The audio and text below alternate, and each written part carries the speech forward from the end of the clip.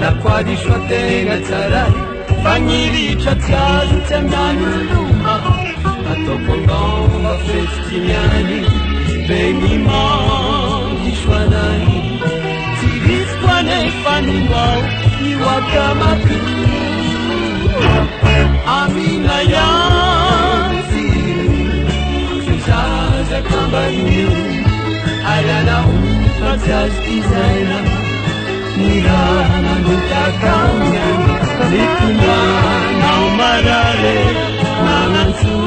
manzana hare Sana kalatira Ayanangai Amina yanzinu Tuzaza kamba niumi Ayana ufataz designer Nirana nutakanya Nikumana umarare Nanansu manzana hare Sana kalatira Ayanangai Altemtonzu nyanya na leibe Amarenha de manambari Urwa beauty tulikarazana Yananu rasu kilalana Seshakana na nishani Azamish nefatsai anza Sana kuna terapu Wariyapu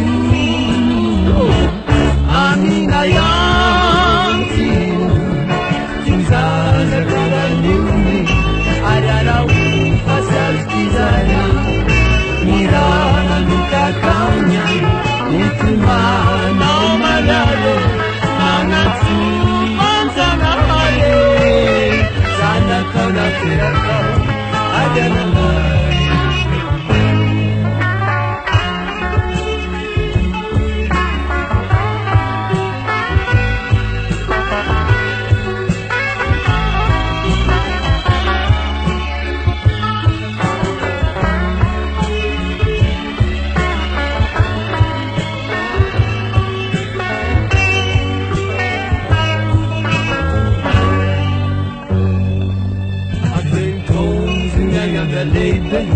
Amarenga de manambari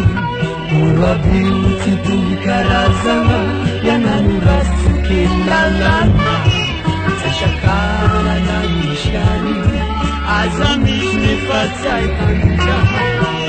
Sana kuna teraku Wariyaku